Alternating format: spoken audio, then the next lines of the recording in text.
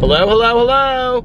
How are you guys doing this evening? It is 2:42 a.m. on this very cold Thursday evening. I forgot for a second what night it was. Thursday evening, going into Friday, the beginning of the weekend. Thank God it's Friday. Did you guys ever see that movie back in the day? With Donna Summer, Thank God It's Friday.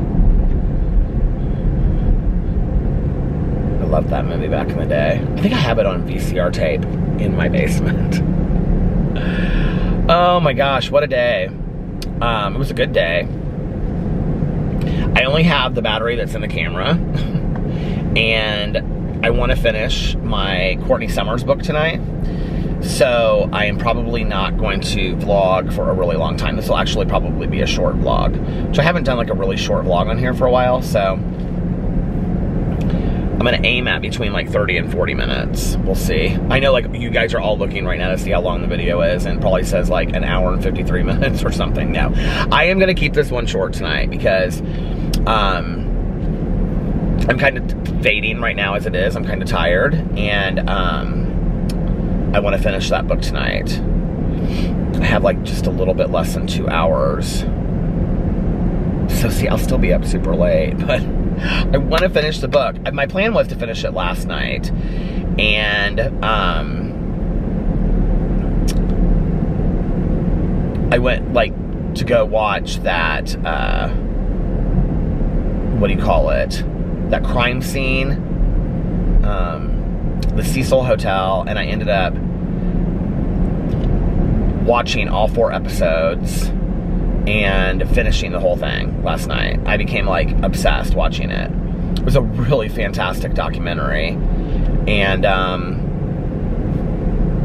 it really wasn't what I thought it would be. I don't really want to talk a whole lot about it because it just came out, and I know that a lot of people haven't seen it.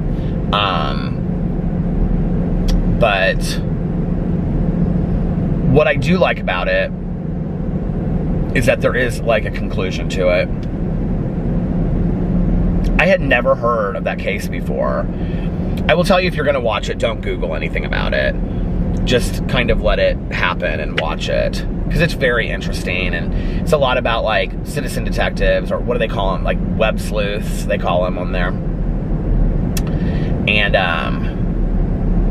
it was really interesting, and they had a lot of people on there. They actually had quite a few YouTubers on there.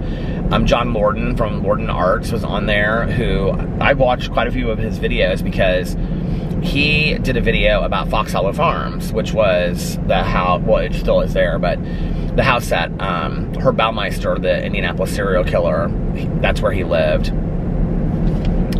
And John Lorden did a whole video all about Herb Baumeister, and there's very few YouTubers that have. Do you know what is so interesting is, I think to this day, like my most watched vlog on my channel is my first one, which is like when you come to my channel, it's the first vlog that's up. But the second most watched vlog is Fox Hollow Farms, where Melissa and Aaron and I went out there and did that paranormal investigation. Isn't that so interesting? So anyway, he was like a big part of it. Stephanie Harlow was in it a lot too, if you watch her true crime videos. I was really surprised how much she was in it. And it was interesting because these YouTubers that they talked to, there was probably 4 or 5. Well, they didn't talk to them, they just used their clips from videos. And maybe I'm wrong, but I didn't see where they, I talked about this in my drama video today, I didn't see where they like said their names, like put their names across the screen, which was interesting because most of the people that talked on the show, they didn't just like, or the show, the documentary, like there was historians on there, and John Lorden and some other people. The woman that was the manager of the Cecil Hotel. Some people called it Cecil, some people called it Cecil. I think it's the Cecil Hotel, which I kind of wonder if it's the hotel that they modeled, if Ryan Murphy modeled the American Horror Story hotel season after, because it kind of seems like that hotel. Is that the hotel that he modeled it after? I have to believe it is. And then like there was a guy that was like a historian about Skid Row, but it would like not just once, but it would consistently show their names. So I thought it was interesting that all of these clips from all these YouTubers, they never mentioned who their name was. I'm sure at the end of it, like in the credits, they showed. I didn't look, but so yeah, I stayed up way too late watching that, and then took the dogs out and stumbled into bed. So, and then today, so I didn't finish Courtney Summers' book last night, The Project. I'm gonna finish it tonight. Like I said, it's really good. It also is not what I thought it was gonna be.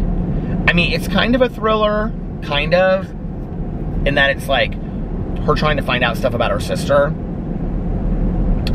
But it's really about her kind of relationship to this cult that her sister's in. It's very interesting. I'm not ruining it for you because it starts like right out of the beginning being about that. So I got up today, did some stuff around the house, and then I had a recovery commitment that went from like 2 to 3:30. Where's my lip gloss? I thought I had it out already. Maybe I put it back in my bag. Yeah, I did. And so I did my recovery commitment thing. And then, what did I do after that?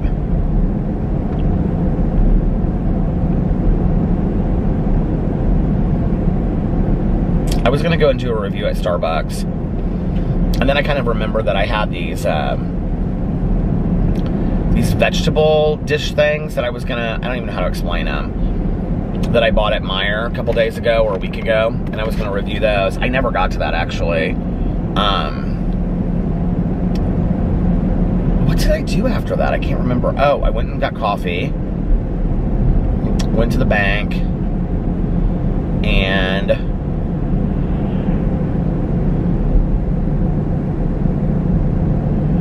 oh, I know. Then I came home because I had some cameos that I was worried were going to expire. So I wanted to get those done, and I wanted to get home before that happened. So I talked to Tanya for a little bit, and then I came home and did those cameos. And then I filmed a drama video. And then I'm like filming my videos so late in the day at this point that I'm not getting them up until super late.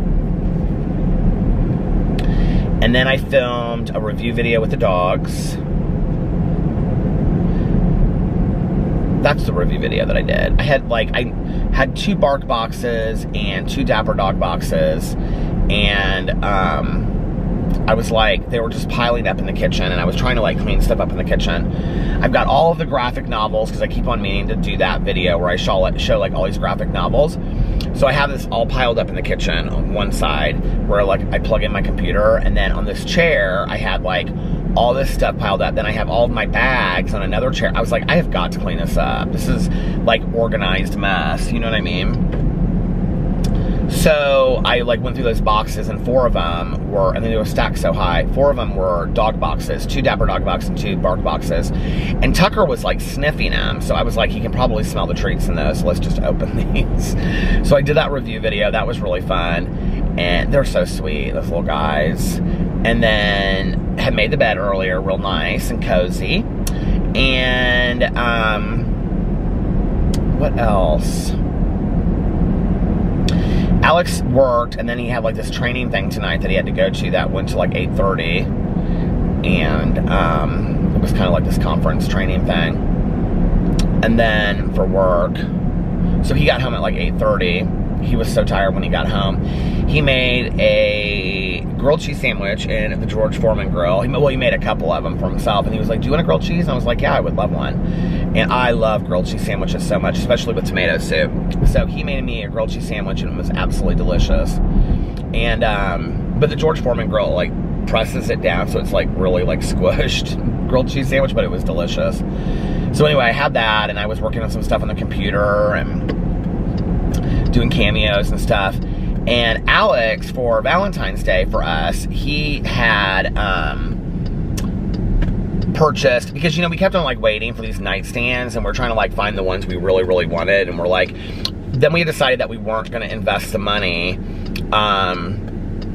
and like super nice nightstands until we like got the bedroom redone and stuff, which like at this point we don't know when that's gonna be. So Alex ordered 2 nightstands, matching nightstands, which I'm so excited about. And he was like, now these are just to get us through until, they're really nice. He was like, these are just to get us through until we redo the bedroom and stuff. So he had to assemble them. So he came home and he was like assembling them. And I can't tell you what I got for him for Valentine's Day yet, because he doesn't know, it's a secret. So anyway, but Tanya and I last night, we did go to the Meijer. Well, I think I went to the Meijer before I vlogged, so you probably know that. But we got Valentine's Day cards for our husbandos. I have mine back there for Alex. I got him 2 Valentine's Day cards. Actually, Tanya bought them for me because that was the only 2 things I had. She was like, is that all you're getting? I said, Tanya, we've been to Meijer like 3 times this week. I don't have anything I need. She was like, well, I'll just get you the cards because you were so nice to come with me. I was like, you don't have to do that. She was like, yes, let me do this. I was like, okay. So she bought the cards, which was really nice. Well, we sat there and looked at cards for a little bit, which was fun. Tanya loves to like read all the cards.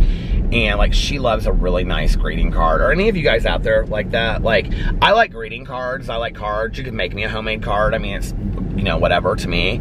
But like, Tanya, like, really, like, if you get a card from Tanya, like, you have to read it because like, she has sat there and like picked out the right card for you. Like, you know, which I love about her. But, so, got all those videos up. Oh, I filmed a Peterisms video too. And I think I posted it late, like 10 o'clock.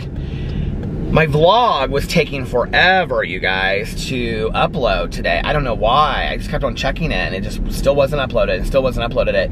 And then I kind of forgot, honestly, from like 10 on. And so then I went and looked. It was like 11 something, and I looked, and it was like ready to go. And I was like, oh my gosh, like I totally forgot about this. So I posted my vlog really late. I think I may have posted it after midnight, honestly. So, did that. And then, I asked Alex, like, you know, I was like, can I help you do this? He's like, no, just let me do it. And I was like, okay. He had everything laid out in the bedroom, and the drill, and all that power drill, and all that stuff. I don't know how to do any of that stuff.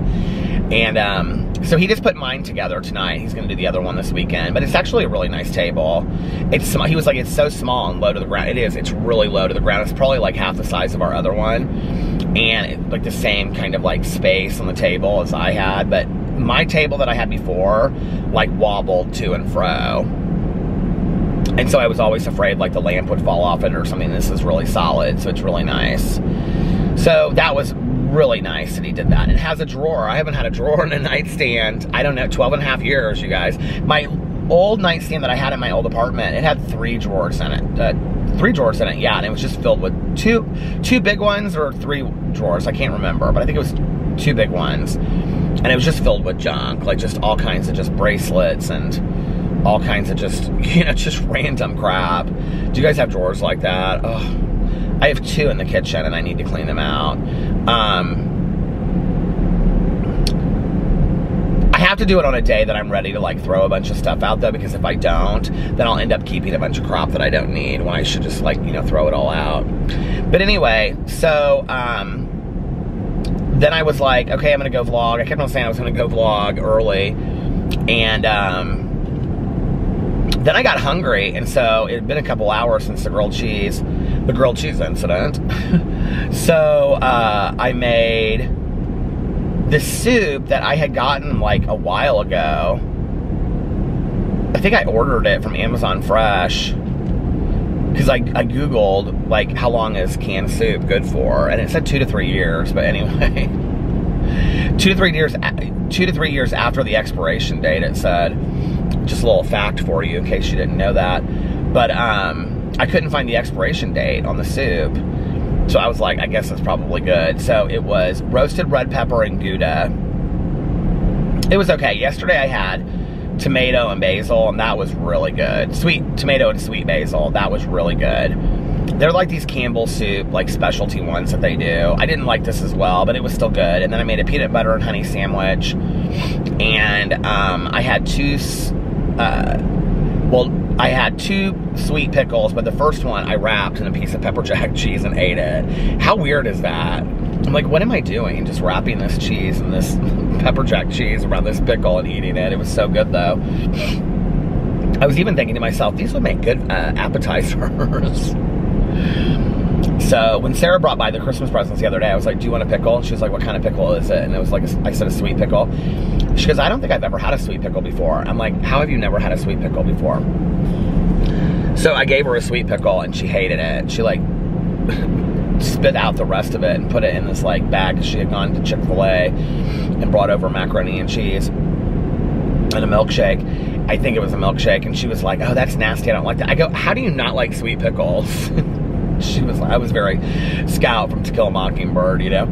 And she was like, I just don't. She's like, I like I like dill pickles. I like butter pickles. Alex is like, I don't like sweet pickles either. I'm like, well, I like sweet pickles. I have 2 LaCroix with me. This one I had earlier. Oh, that's what I did tonight. No, not just the LaCroix. But, Thursday nights is this emotional sobriety Zoom meeting that Tanya keeps on talking about how great it is. And so last Thursday I went over to the kennel and I listened to it with her.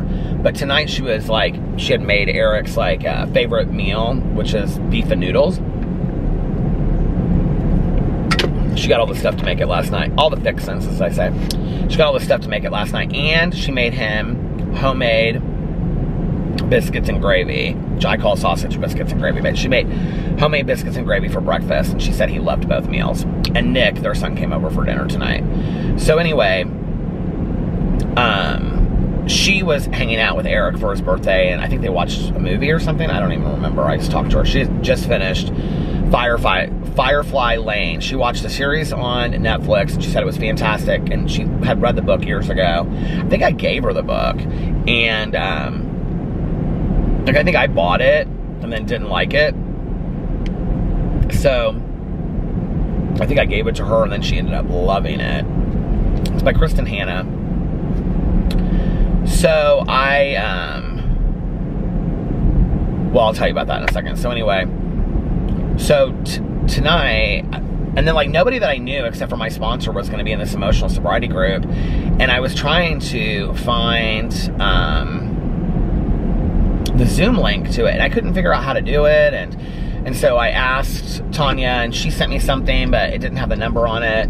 And then I asked one of her sponsees, and what she sent me I didn't understand, and then my sponsor sent it. Oh, no, I asked her, and then I asked my sponsor at the same time, and they both sent it like at the same time. But like, I didn't really understand what I was looking at, so I figured it out, and Alex was like, you know, just working on stuff, and I didn't want to bother him, so I went in my car and drove around for an hour and brought this LaCroix out here and listened to this emotional sobriety meeting, and it was fantastic.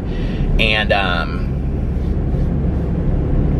I've been like listening to so many Zoom meetings lately, it seems like. Like I used to back in the day, like when I was driving around running errands and stuff. I mean, I listened to a lot of audiobooks, but you can find recovery leads. A lead is when somebody tells their story. And, you know, it can be just an overall story where we're taught that we tell you what we were like, what happened, and what we are like now. Or it can be a specific lead, like on the 10th step or on emotional sobriety, and you share your experience, strength, and hope related to that topic, if that makes sense. So, like, the 11th step is prayer and meditation. So if I was going to do a lead, if I was asked to give a lead on, like, the 11th step, I would share about what the 11th step was and what my understanding of that is. And then I would talk about how, in my own life, prayer and meditation plays out. So I would share, like, my lead would just be about that. It would be, like, related to a spiritual axiom and things like that, and spiritual experience. So, but anyway, I used to drive around and listen. I still do every once in a while. I listened to one not too long ago that was fantastic on YouTube. But you can listen to, like, you can find recovery leads. And, but it's kind of nice to just, like, connect into, like, a Zoom meeting that's, like, active right then and just, like, listen to somebody's lead or listen to people sharing and stuff. I mean, you can join a Zoom, you know, meeting and like not have your video on and they don't call on you and stuff like that. So you can just listen to it while you're driving, you know. It's really nice.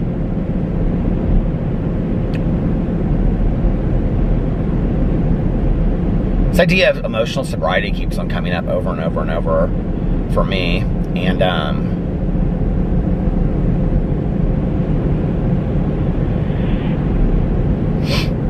this guy tonight had gotten sober the year that I was born. Like, isn't that crazy? We have a really powerful story.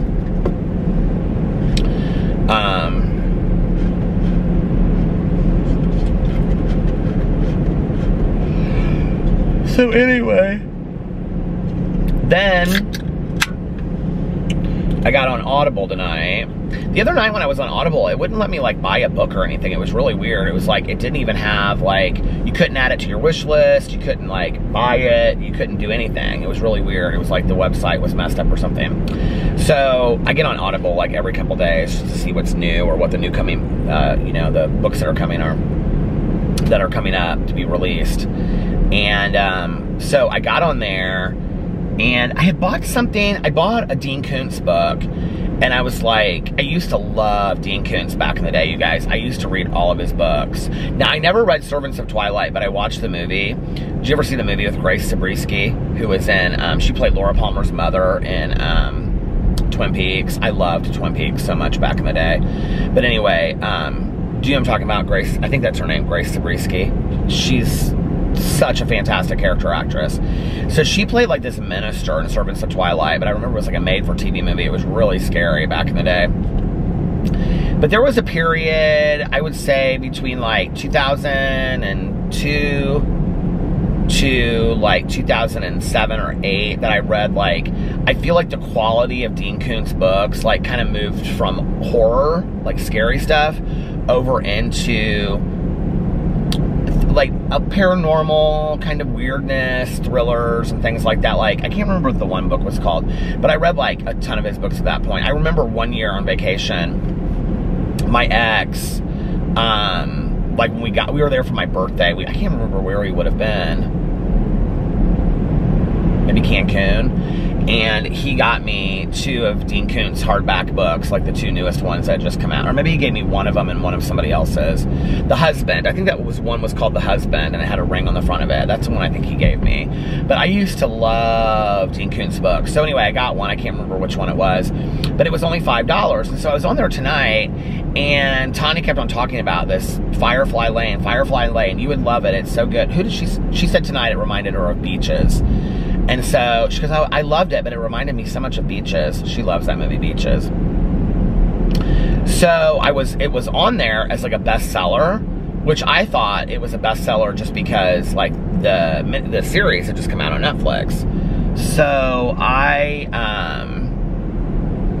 go to put it in my cart to buy it with a credit, and it's only $5. And I was like, well, this is weird. Like, and it was counting down the time on there, and I was like, oh, they're having a sale. Like, they usually do this like a couple times a year when their books are like all $5 or $2.95 or whatever. They have a daily deal every single day that's like $2.95 or $3.95. What's interesting is, whatever book is on the daily deal is always on the bestseller list the next day. So I go into this sale after I bought the Kristen Hanna book, Firefly Lane. I guess I bought 10 books tonight. And you guys, there were so many good books in there. So many good books. It's so weird looking at the lake, and the whole lake is frozen over, and it's just snow all the way across. It's so strange seeing that, because I don't feel like well, this is a reservoir, Geist Reservoir, but we call it the lake. I don't feel like the lake has really, this is the lake that my dad lives on, that I grew up on. I don't really feel like it is frozen over in the last couple years. Maybe I'm wrong. This is the first like wintry winter that we've had, and it seems like quite some time. But anyway, so I'm not unhappy about it. I like the snow. I'll be ready for it to be gone in the spring and summer, but I kind of like the snow. I think, this is what I believe in my heart of hearts, okay? Since we're having a lot of snow this year and it's very cold and stuff like that, and we've had a lot of like wintry weather, winter wonderland. I think summer is gonna be super hot this year. and very humid, and I'm excited about it. Like, I think June is going to be super hot, whereas last year June wasn't that hot, but I'm excited for it. So anyway,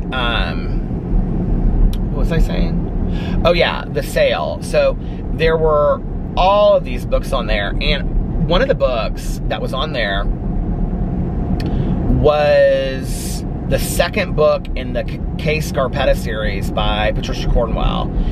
And I was like, oh my God, I used to love the Patricia Cornwell, Kay Scarpetta books back in the day. And so I was like, you know, I'm into all these mysteries. I'm really loving series right now. I should buy that book. Back in the day, I've talked about this on here many times, but one of my jobs when I was working in treatment was, it was right after I got my master's degree, I think. And I was the liaison between the Department of Corrections and the treatment facility that I worked for. So I would, like, I was working with like judges and probation officers and parole officers. And so I would go, you know, to these different counties, and I would do these assessments and evaluations for treatment. And like, I might have like 2 in a day that I did, but like the 2 cities would be like 2 hours apart. And so I would, like, from the early in the morning till when my day was over, I'd be like on the road other than doing these evaluations, you know? And that's really when I started listening to a lot of, I mean, I had always listened to kind of like audio stuff. Like, I loved the old time radio talk shows. I used to listen to them with my mom. And even when I was a kid, I remember like at the library getting like the records that you would like turn a page when it, like, the bell rang. Do you remember that? And so I loved those, and even like the little ones. Do you remember the little books that you would have that had like the little 45 in it? And I would loved listening to those. And then later I had tapes from books like The Legend of Sleepy Hollow by, what's his name, Irving? Why can't I think of his name now? But anyway, I had that, and I had some other Halloween kind of like scary books. I can't remember what the other one was. But anyway, you know what I should listen to on Audible is Something Wicked This Way Comes, because I love that movie so much. And I've tried to read that book so many times. You know what's interesting about Ray Bradbury is, for years I would always like want to get the Halloween tree for Halloween and want to read it. It's a really difficult book. It's a kid's book, and it's about this kid, and his name's Pip, and he disappears into this Halloween tree, and then his friends have to go after him and find him. There's actually a cartoon video of it now, which I also have on videotape in my basement. Surprise, surprise. And I'm like sitting here just like holding this in my hand. I don't know why. But anyway, he, you know, I finally saw the movie. I never finished the book, I don't think, but I can remember getting it from the library like every Halloween, and I just couldn't get through it. It just was so difficult. And I remember seeing the movie. It's like a cartoon version of it, and I still didn't understand it afterwards. I didn't understand the movie or the story of it. Ray Bradbury is a complex author. He is not a writer. He's not somebody that I really enjoy that much. But anyway, so the second Kay Scarpetta book was on sale for $5, but the first one, I think it's called Postmortem, wasn't. And so I was like, ugh, I was out of credit, so I went in and I bought it. I bought 3 more credits, and then I bought the first one. That's the only credit that I used. And then I bought a total of 9 books, including that one. So 8 books for $5. Well, no, that can't be right, because it came to... It came to $35, I think. $35 or $45. $35, I think, for like 8 or 9 books. And I just spilled this all over my knee. But anyway, I got the Kay Scarpetta book 1 and book 2. And then I got some other things. I'm not going to tell you. I'm going to do it in a book haul. I've got all of these books sitting like where my computer is. Did I say this already? That I need to do the graphic novel thing so I can put those away. So anyway, yeah, there was something else I was going to tell you. Now I can't remember what it was, but I wasn't going to talk about books tonight too much.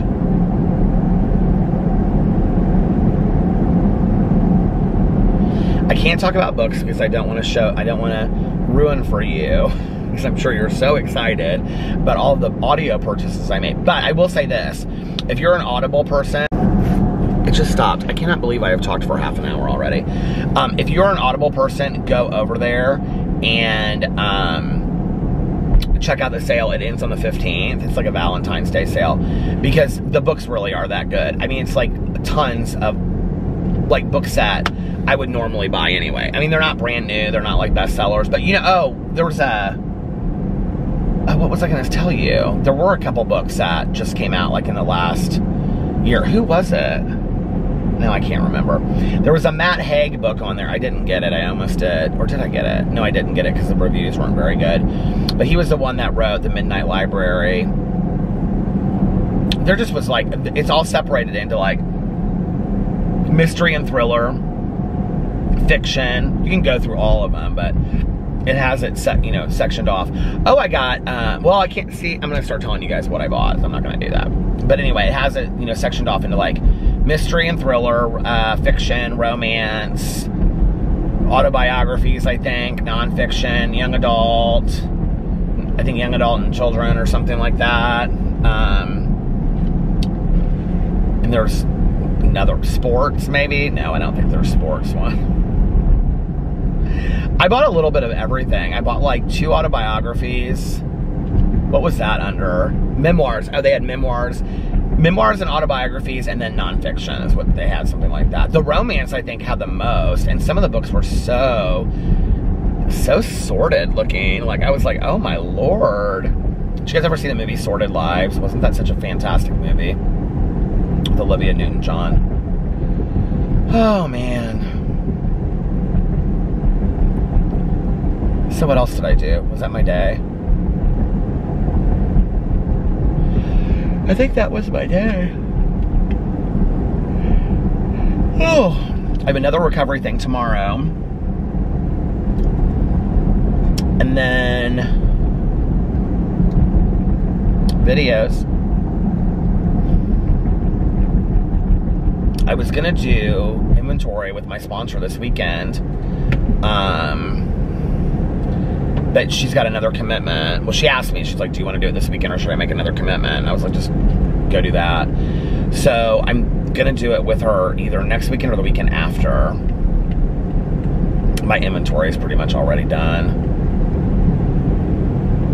I just need to sit down and go over it with her. I'm kind of excited about it. She's so good at inventory. I mean, I always come away with it, like come away from it with like looking at things in a way that I had never looked at them before. I'm like, this is so crazy. Like, I'd never thought of it this way before, you know? And, excuse me. And I always, you know, find that I am the one that is standing in the way of my own success when I'm actually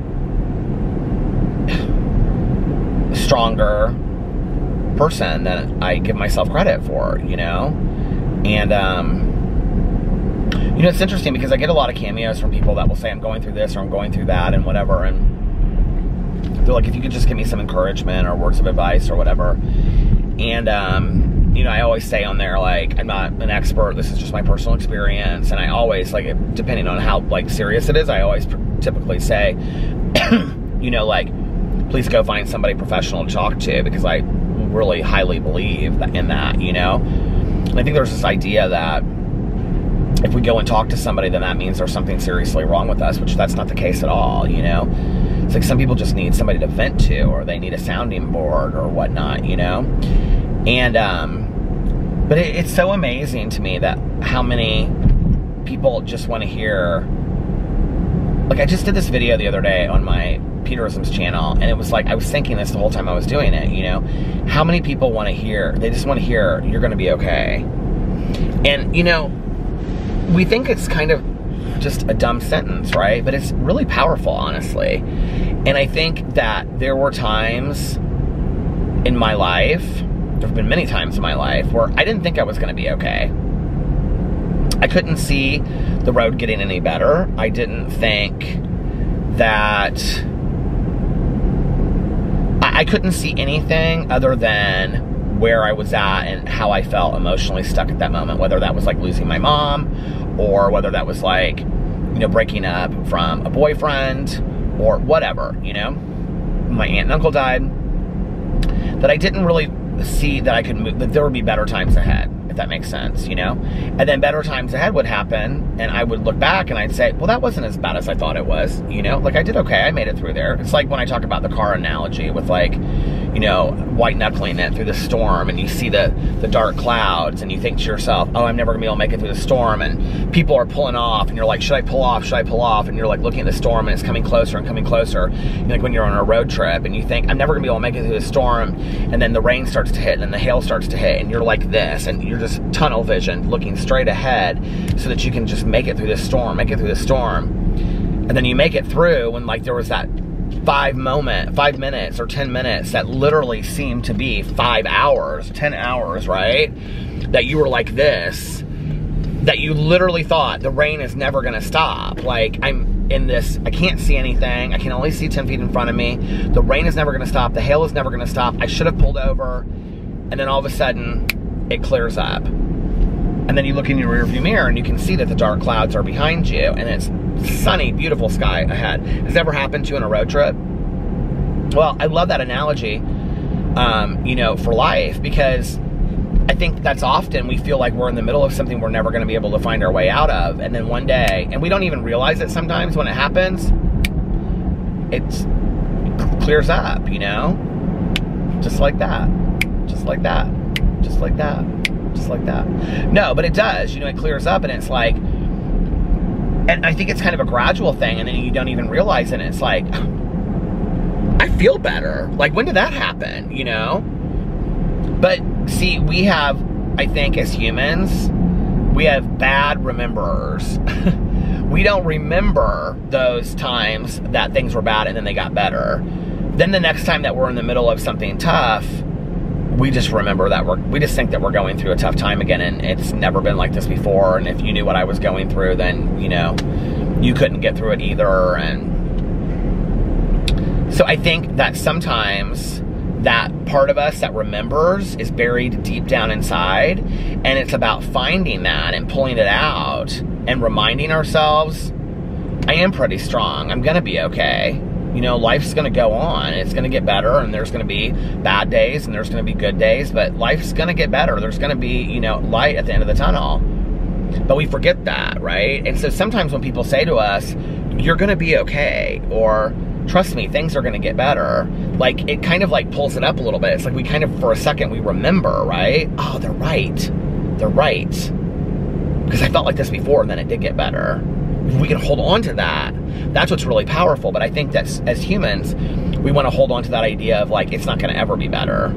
And really what it's about is fear of things getting better, you know? And I think now what I know a lot of it is like in retrospect, or what I know to be true in retrospect, is that a big part of it was transition. I was just talking about this tonight in another cameo. It's like, a big part of it is transition periods, you know? It's like trying out new pairs of shoes. And have you ever gotten a new pair of shoes and you love how they look, you know, or you think you will, but you get them home and they're not comfortable. And it's like at some point you have to realize, well, do I put them on and start stretching them out? Yeah, and they're so uncomfortable at first, right? Like, you can hardly even walk in them. Like, remember, every time I go on vacation, I always get new shoes, and I wear them and I get blisters. It's like I never learned my lesson, right? It's like there's always blisters to life. There's always blisters to trying out new parts of life and, you know, new shoes. And it's all like, really, it's about new shoes. But then the day comes when you're like, you have to go buy a new pair of shoes, and you look down, and those shoes that were so uncomfortable that caused you to get blisters are now your old shoes that you have to replace, and you don't want to replace them because you've become comfortable with them and they're all you know. And then you say, I don't like change, I don't want to get a new pair of shoes. But shoes will only take you so far. You have to change. This is all flooded in analogies tonight, isn't it? And it's like, you know, we have to change things up in our life. We have to try new things, try on a new pair of shoes, you know, and realize that maybe we're going through a transition period in our life right now. You know, when my mom passed away, which was really the last thing. But it's like, I got out of this relationship in December. I resigned from my position in January and left. Well, I put in my resignation at Christmas, and then I left at the end of January. And then my mom passed away in May. So it was like these three things that I felt like defined who I was, and to some degree was all I knew for years, right? Like, I had been with my ex for 6.5 years, but it seemed longer. I had been at my job for 13 years almost. And my mom I had been with my whole entire life. It felt like I had no ground to walk on. It felt like I didn't know who I was anymore, you know? And it was like, all of a sudden, all of these things that were like, things that I knew, you know, it would be like moving to a new city, and it would be like, all of a sudden, it's like the roads are the same, the signs look similar, the stoplights look the same, the stop signs look the same, but, well, I mean, the houses look different, the McDonald's look different, the Starbucks look different, I don't know the people here. It's like everything feels different, it feels different, it feels uncomfortable, and it takes us a while to get there. You know, but the reality is, you're gonna be okay. We're all gonna be okay. One day, hopefully, you know? And I'm a big believer in hope. I really am. Hope has gotten, like, this world through a lot of things.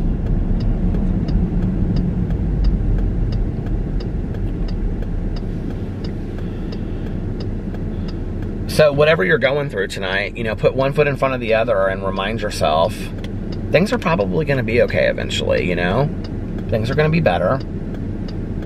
Things may not always be fantastic or amazing, but they'll probably be better than they are right now at some point. This pain is not going to go on forever. And remind yourself of this when you look back on it, because then what you've learned is how strong you are. It's like the Melody Beatty quote, you know, that I keep on saying in all the cameos. Oh, it just went out of focus. But I keep on saying it, and the Melody Beatty quote is, you know, when you're going through, it's not the Maya Angelou quote, it's the Melody Beatty quote, but when you're going, that thing, oh, come on, battery. Don't do this to me. I don't know why it won't let me fix it with my finger. You would think it would let me do that, but it doesn't. There it goes. Did I just learn how to do it? I just tapped it twice and it did that. The Melody Beatty quote is, that when you're going through something tough in your life, it's either there that's my Angelou quote, because you're learning valuable lessons, or it's in your life to teach you how strong you are. And you know, when I heard that quote from the book not too long ago, what I realized was there have been a lot of things in my life that really didn't have any valuable lessons attached to it. And I think that's kind of where the bitterness and the anger came from sometimes. It's like if I had gone through it and I could say, well, there's a lesson attached to this, or this is what I mean, there's always a lesson if you look hard enough, right? But it didn't seem to exist because of a lesson, if that makes sense. And, you know, like, I think sometimes that was what was hard. It was like, well, then why did I go through this? Just to lose my mom? Just to, you know, lose my aunt? Just to lose my uncle? But the reality is people pass away. You know, people don't live forever. And so then what I realized was I'm stronger than I think I am, you know? And maybe I don't give myself enough credit for that. Maybe you don't give yourself enough credit for how strong you really are. The reality is you're probably a lot stronger than you know. You're probably a lot stronger than you give yourself any kind of credit. And I think the other thing is, and I've talked about that on here recently, and I love it, is the Maya Angelou quote. And I'm almost kind of happy that I got it wrong, you know? But the quote that I used to say was that Maya Angelou told Oprah, let me say it like Maya, like she's my best friend. God, I wish. Well, she's passed on now, but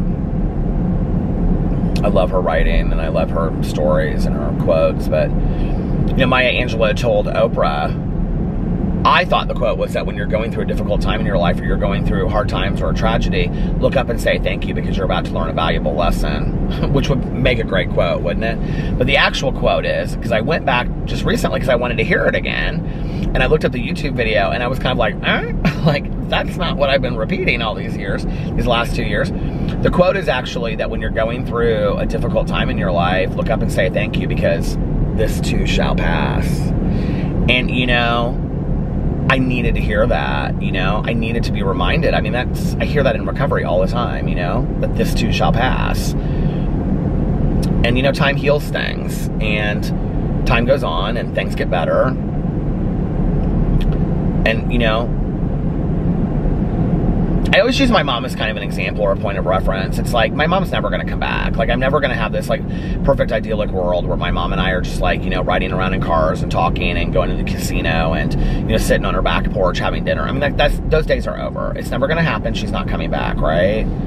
But it doesn't mean that my life hasn't improved in some ways from those early days of when my mom passed away. You know, it's like, I have a lot of great things in my life today. And I know that my mom would want me to have a life that I enjoyed. I know that my mom would want nothing more. She gave as everything in her life that she possibly could to me. She would want nothing more than for me to have a life beyond my wildest dreams. She'd say, I'm gone. You know, don't dedicate your entire life to the sadness of my, you know, of grieving me. Like, enjoy your life. And I know that to be true, that my mom would say that.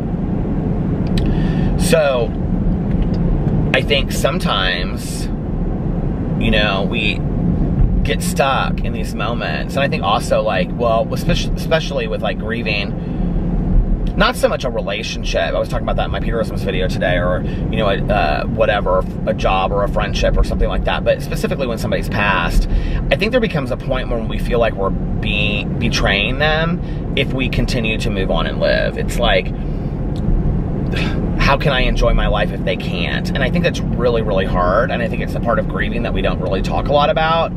You know, it's like, that was really hard for me. It's like, you know, a good thing would happen in my life, you know, like when I met Alex or whatever. But then the flip side of that was, well, my mom will never get to meet Alex, or Alex will never get to meet my mom, you know? And it's like, and I think the closer I got to Alex's family, the harder it was, because my mother would have just loved his family so much. I mean, she would have fit in so perfectly, and Alex's mom and my mom would have been best friends. Like, I know that.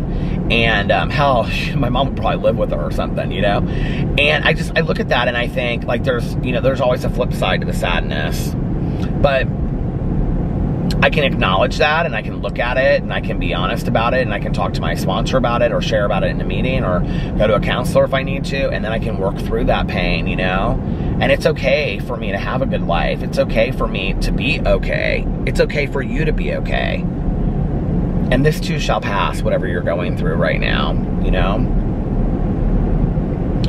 So, somebody out there needed to hear that today. I don't know who, but somebody out there needed to hear that you're going to be okay. And I know maybe you don't believe it, but I believe it, because there have been moments where I just didn't think it was going to be true, and somebody said it to me, and things got better eventually, you know? Not overnight, and not always perfect in some scenarios, but things got better, you know? So anyway, all right, you guys, listen, I'm going to get off here now, and I'm going to listen to The Project by Courtney Summers, and I'm going to try to finish it tonight. And I vlogged a little bit longer than I thought I would. I vlogged almost 50 minutes, so I said, I think I'm at like 48 minutes or something now. I said I was going to vlog like 30 to 40 minutes. I actually, it was not an hour and 53 minutes, but it was longer than I thought it was. So anyway, if nobody else has told you this today, I love you. Be kind to one another, and treat others the way that we would like to be treated, the golden rule. Do some random act of kindness for somebody today. Do something nice for somebody without telling anybody. Just do it, you know. Just, it can be anything small, you know, even just a compliment. And like I always say, most importantly, make sure that you reach out to somebody and let them know how much they mean to you. Just text them or call them, or even send a letter. I think letters are, we don't talk about letters being, mean so much, you know, they really, really do. And I love getting letters, postcards. I love postcards so much. So, anyway, send me a postcard if you want. I do, I love them, because then I can see where, like, people are from and stuff, and I think it's really cool. But anyway, and there's all kinds of fun, different, you know, artsy postcards. Maybe I should go buy a bunch of postcards and start sending it to my friends. My friends will be like, why are you sending us these postcards? Anyway, like it says in the 4 agreements, always lead with love. And I love you guys very, very much. Anything else? Is there anything else I want to say? I think the only thing I want to say is, thank God it's Friday. And enjoy the beginning of your weekend. And happy early Valentine's Day. And I love you guys, and I will see you tomorrow. Bye. Love ya! Wait, do I do that right? Bye. Love ya!